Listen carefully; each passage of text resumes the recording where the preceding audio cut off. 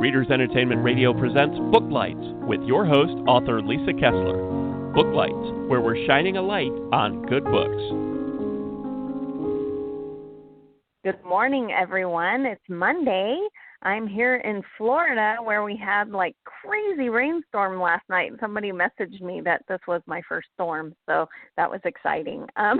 Being from San Diego, we had no weather, so this is all very strange to be on this coast. But I'm super excited today to chat with LaQuette, and if you have never read her yet, you are in for a huge treat. She writes contemporary romances that are going to melt your heart and curl your toes, and if you haven't read her before, I'm going to go ahead and read her bio so you can get to know her a little better. LaQuette is a romance author of bold, provocative love stories featuring multicultural characters. Her writing style brings intellect to the drama. She often crafts emotionally epic, fantastical tales that are deeply pigmented by reality's paintbrush. Her novels are filled with a unique mixture of savvy, sarcastic, brazen, and unapologetically sexy characters who are confident in their right to appear on the page. I love that. This best-selling romance author is the 2016 Author of the Year Golden Apple Award winner, 2015 Swirl Awards Bronze winner in romantic suspense, and 2015 Georgia Romance Writers Maggie Award finalist in erotic romance.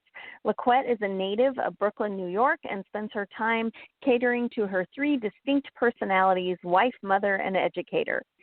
I did put a link to her website right there on the Blog Talk site, so you can click it, sign up for her newsletter, find out about her upcoming books.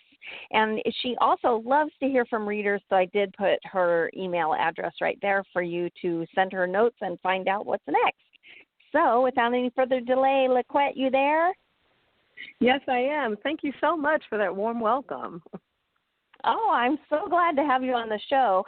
For those who don't know, LaQuette and I served on the RWA board together, and I've also taken her.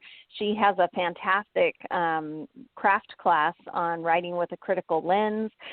So anyway, I'm a huge fan of LaQuette, and I'm so excited she could take time to be here because I know you've been in deadline craziness. Yes. There's always and you had a new book out. Right. This is the life.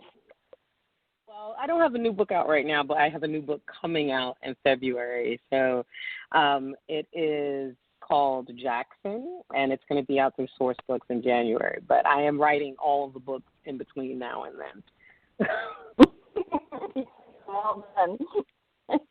Well, and most recently, Under His Protection came out, right? And you want to tell people why they should run out and grab that one? Well, they won't be able to grab that one, unfortunately, because as popular as it is, or as it has been for me, it was removed because of I got my rights back. My rights were reverted back to me from the publisher, and so it will be republished again. Yeah, it will be republished again in, I want to say, probably by the end of the year, maybe December sometime. But there's also Lies You Tell, which is waiting, ready and waiting for anyone who wants to one click. Has a sexy cover. I put that cover on the Blog Talk site, so if you're listening live and it keeps flashing and tempting you, you want to tell them a little bit about that one, why they should grab it?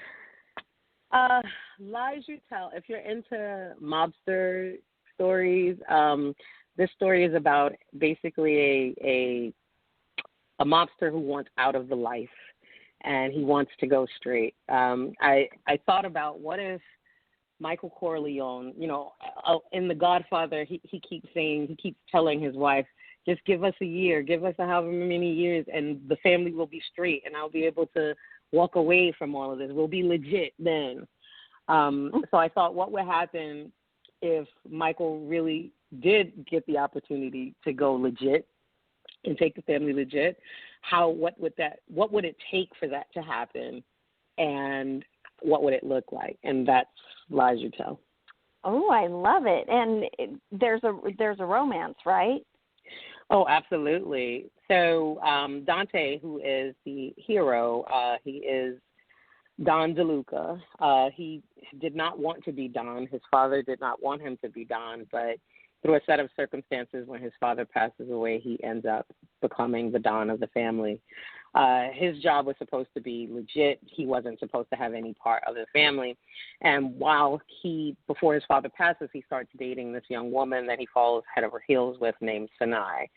And unfortunately for Dante, he comes to Sinai's house one day and realizes that the house is engulfed in flames, and he's told that she's dead, and he's given the only thing that's left of her body is the gold locket that she always wore that he gave to her. And so 6 years have passed, and he goes to New York to visit a friend of his whose son, who is also Dante's godson, was in a terrible car accident. And when he goes into the hospital, he glimpses a woman that looks very much like Sinai. And he can't believe it. He thinks his mind is playing tricks on him. But come to find out, Sinai is not as dead as everyone believes. Oh. I love those not really dead stories. What? Yes. Yes. Oh, that sounds fantastic. So lots of twisty turnies. Yes, lots of twisty turns, lots of surprises, lots of feelings. She has a really good reason for pretending to be dead all this time, and it's very much connected to Dante's world, basically infecting every other part of his life. And so it's a lot of feels, it's a lot of emotion, and it's a lot of sexy times. They burn up the pages together. They really do. And is it part of a series? It was supposed to be, but during the time since then, they got contracted for it. This was a book that was initially published through Lucid, and when Lucid closed, the rights reverted to me. And I thought about writing a part 2 to it, but before I had the opportunity to do that, traditional publishing came knocking, and as I said, I'm in deadline hell, so I have to finish all of those books. So someday first. So someday there will more than likely be another book to it. Oh, that's so cool. And didn't I see on Twitter that you have sold? Don't you have kind of a mobster series that's set back in the 20s or something, 20s or 30s? Did you sell that? Well, it's not just. I haven't sold it yet, but okay. Did sell it, but the publisher and I parted ways, and because of that, my agent and I are in the process of trying to sell it again. And so I gotcha. It's a 3-book series that's not really a mobster series. It's set during the Harlem Renaissance. And so the Harlem Renaissance and Prohibition kind of overlapped. And so there are 3 very distinct stories that are based on real life figures during the Harlem Renaissance. So the first book is based on Bumpy Johnson, and I don't know if you know who Bumpy Johnson is, but he basically was the godfather of Harlem. He was basically the kingpin, the head mobster in Harlem, and he held his own in a bloody war against the Dutch Schultz. And in order to protect Harlem, he made some sort of a deal with the Italian mob that kept the mob out of Harlem forever. And so, and so he ran Harlem for almost 40 years before he died on that one deal he made with Lucky Luciano. So in my head, I thought to myself, and it's very rare, when we have these stories that are where we talk about the classic mobster of the, early 20s, 30s, we only really very much hear about the Italian mob and possibly, if you're going to Chicago, maybe the Irish mob. But we don't really talk about the fact that there were well-known black gangsters too. And so knowing about Bumpy Johnson, I was like, I wonder what would happen if Bumpy Johnson and Lucky Luciano fell in love. So oh my God. The first book, I don't know why that came to my head, but it did. And so the the first book is about, it's based on an imaginary happening between Bumpy Johnson and Lucky Luciano. The next story is based on Cab Calloway and what would have been the Cotton Club owner's son. He didn't have a son, but in my imagination, if he had one, he would have fallen in love with Cab Calloway, and it would have been hella problematic because Oni Matson was very was known to be incredibly racist, so it would have been really a lot of conflict in that relationship. And then the last one is Langston Hughes paired with a rum runner from Cuba, and so it's basically what I call my Harlem Nights series. Yes. Oh well, yes, now you have to do it. Well, my agent told me that my agent read it recently because I sold this to a small press a couple of years ago. So my agent recently, when I got the rights back to it, my agent recently read it, and she's like, "Oh my God, I love this, and you must write this." So you must. So I will, I will, but she's very enthusiastic about it. Yeah, it sounds fantastic. And I wanted to ask you, too, I know that you're from New York. A lot of your books take place in New York. How does New York play into everything you write?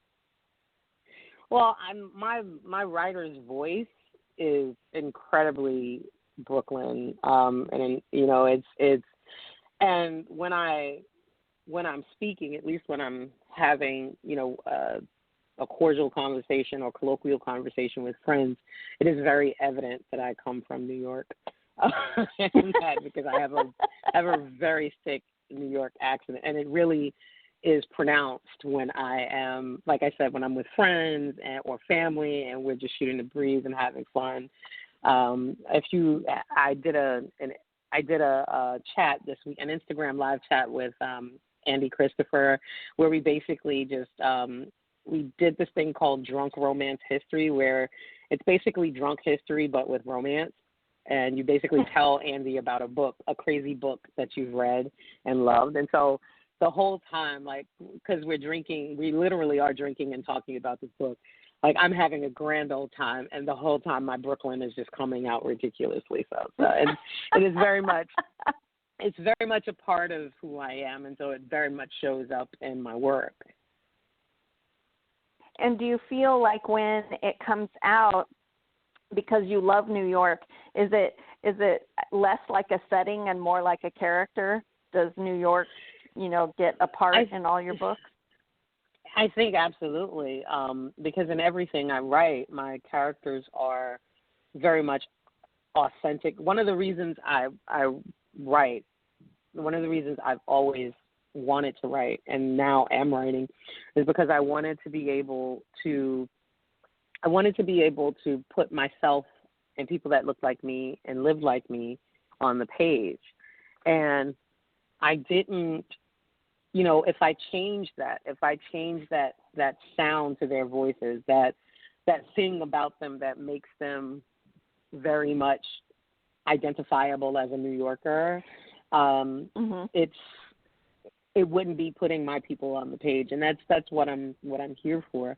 I recently sent my editor a manuscript for my Harlequin category, and one of the things that's in it is that the characters talk about sneakers and Nike sneakers, and he's like, I don't know if rich people would really be talking about this. And I was like, dude, you have not been a black person in Brooklyn, because I don't care how much money you make.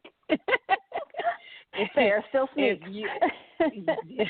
Jordans are still a thing, and Jordans cost $300 a pop for grown men sizes. And if you can afford to have an entire closet filled with Jordans, you are making bank. Trust me.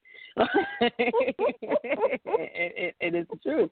So it's very much part of my characterization for the characters, because this is who they are. Yes, they're they run Fortune 500 companies, but when they're not in Armani and they're just chilling around the way, or they're playing a game of basketball with their friends at the local park, then they're talking about what kind of J's they have, or making sure that they still have that cute athletic wear thing going on, because it's very much a part of Brooklyn culture, Brooklyn Black culture especially.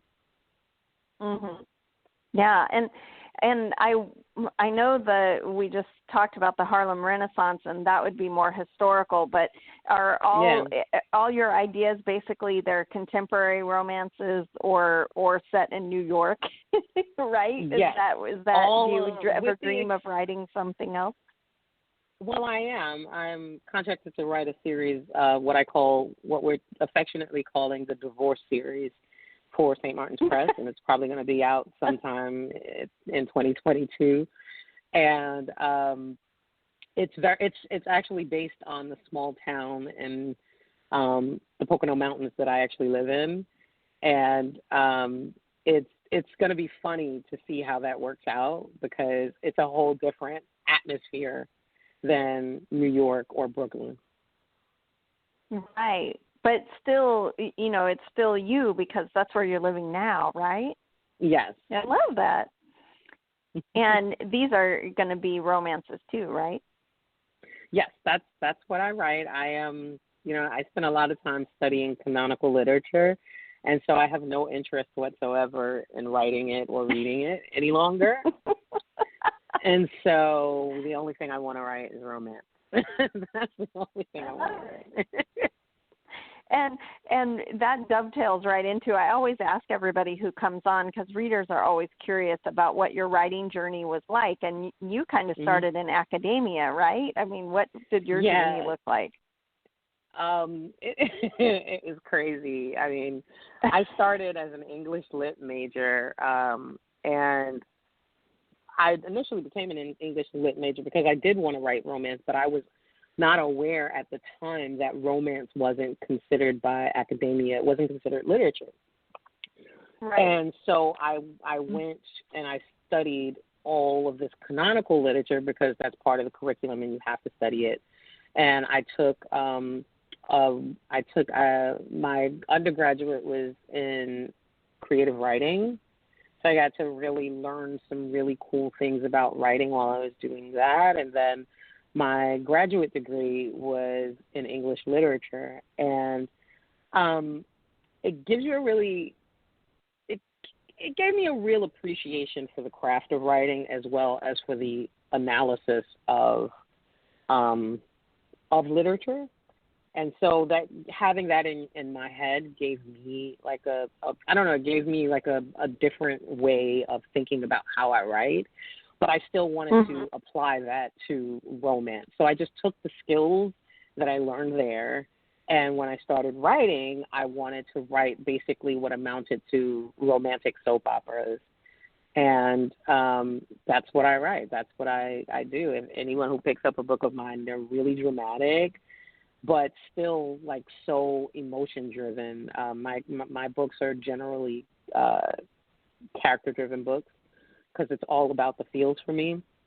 My plot, I don't really do a lot of plotting. I'm not a plotty McPlotterson. Like, you'll never find like heavily intricate plots with me, because that's just not where my focus is.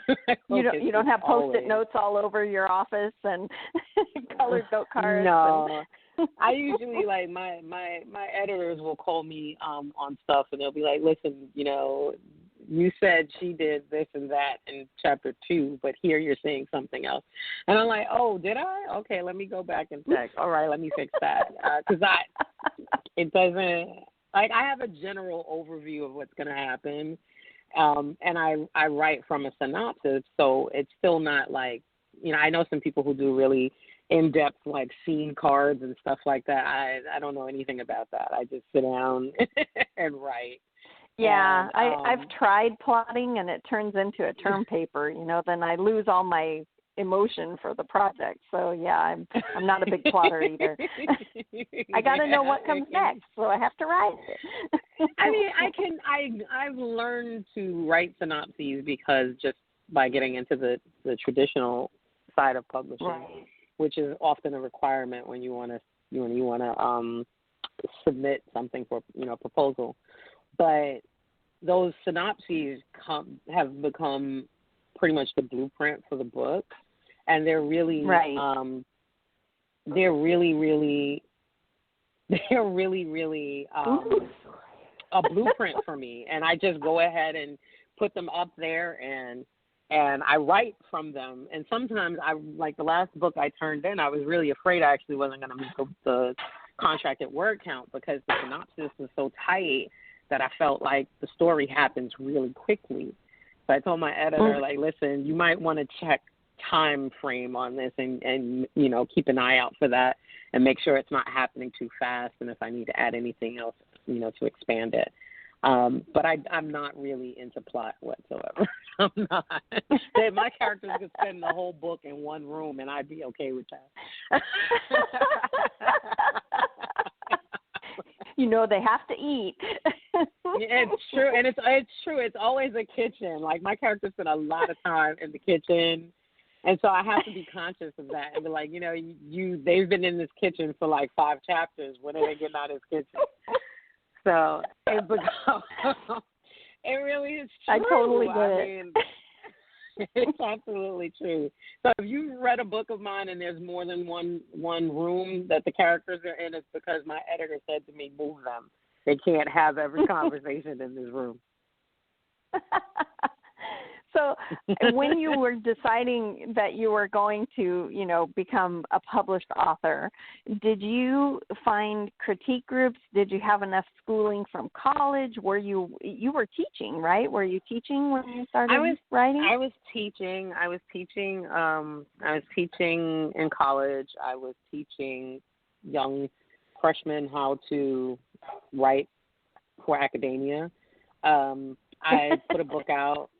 And I self-pubbed initially, and I didn't have critique partners at that point because I hadn't really made any connections in romance at that point.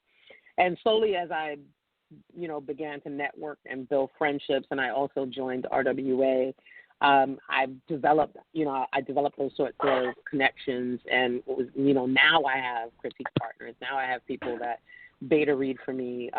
Naima Simone is one of my beta readers, and she's a phenomenal author. And I often tell her, like, when I read one of her books, I don't even understand why I'm attempting to write and put books out because she's so amazing.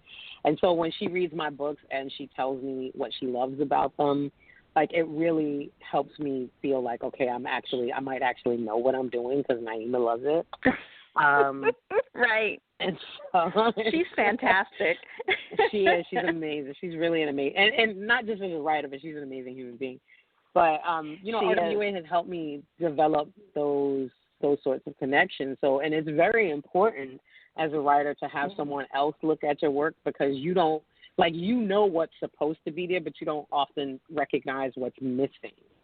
And so that's when having other eyes on your work, it really helps you to see those places where you have gaps where you don't even recognize it. Right, because we know, and then we don't realize that it's not actually on the page. One of my writer friends way back in the beginning told me, Lisa, you can't travel with your book and tell people, but what this really means is, dang it. It's true. It's absolutely true. What do you mean I can't pop out and tell them what that means? It's true. So, and again, as an author, you don't really see it because you understand it. But exactly, when it's out in the world, there's no way that that reader is going to be able to figure out what it was you thought you put on the page. So having critique partners, beta readers, it's an essential part of the writing process. Right. And I'm guessing the university academia probably aren't great beta readers. They don't, it's a since they different don't kind recognize. of reading. Yeah. It's slowly changing, though, because now you have the International Association of Popular Romance, which is an academic movement to basically have romance looked at as literature, which it is. And it's been going for, I want to say for the last, if not a decade, near a decade. And it's really doing a lot of great work and getting, trying to change that perspective. Right. And I've never even heard of that. It's the International Association of Romance? Of Popular Romance. Popular Romance. That's so cool. I love it. Because in canonical literature, there's actually a kind of literature or period called the Romance period that it has nothing to do with, genre romance. So that's why they call it popular romance. Yeah, okay, I understand. That's cool. Well, I also wanted to ask you, because you do teach that critical lens class, do you miss teaching? You're great. I mean, I took that online class, and you're very good at it. Do you miss it? Not really. Not at the moment. No. Not okay. At the moment. I don't mind. I don't miss lecturing. I miss lecturing. I don't necessarily miss grading papers. So, I think that's the like. I don't think anybody likes that part. Yeah. So if the only thing I had to do was like lecture, I'd be fine with it. But having to grade 90 papers by the end of the semester, it would drive me up a wall right now with my writing deadline. So there's no way I could do both at the same time. Right. Well, you're very gifted at it, so I appreciate what you do and put out there, because writing is an interesting, I came from a business background, and our industry is so supportive for the most part that it's really cool, because it's not like that in other industries, and I really appreciate that you give back the way you do. Oh, well, thank you. I mean, I firmly believe that if people gave to me, like people taught me, people helped me get to where I am, and so it is my duty then to reach back and do the same for others. Yeah, I totally agree. And also, even every time we mention RWA, I'm like, okay, I don't want to go into the scandal, but I do really appreciate that everybody is fighting so hard to make it better. And I was a small part of that, but you're still doing the hard work, and I really appreciate that, because I think if we can, fix it, I think it's a worthy organization necessary for writers, because we need to connect and network, and especially now. We definitely need to connect. We definitely need that. RWA is necessary in today's business for writers and for romance writers. And so, it's flawed, and we're still working on, trying to rebuild it. It's not an easy task. But we're working on it, and we have been really blessed with a lot of people who want to work on it with us and keep the momentum going. So I'm proud of the work that we're doing, and my hope is that we will actually be able to accomplish the things that we're setting out to accomplish. I agree, and I'm so glad that you are on that team, because I feel like it's in very good hands. Oh, thank you, Lisa. Oh, well, I really do appreciate all of your hard work. And before we go, because we're running out of time, how do you like to connect with readers? How should they get in touch with you? Is your newsletter the best way? Are you on Facebook, Twitter? Right now, my newsletter is probably not the best way, although I would say still sign up. I'm not a person that's going to spam you. You might get something from me every 3 months or so. But the best way to reach me is probably through email at LaQuette@LaQuette.com. I'm also on Twitter and Facebook. You can find me in those spaces. by the name LaQuette. On Twitter, I'm LaQuette Writes. But it's really, email is probably the best because I don't spend a huge amount of time on social media because I'm writing all the books. Right, all the books. Well, I'm going to let you go get all the words, but thanks so much for coming on today. It was great chatting with you. Same here. Thank you for having me. Thanks for joining us on Booklights. Be sure to connect with us at www.readersentertainment.com for articles, blogs, videos, and podcasts that matter to readers.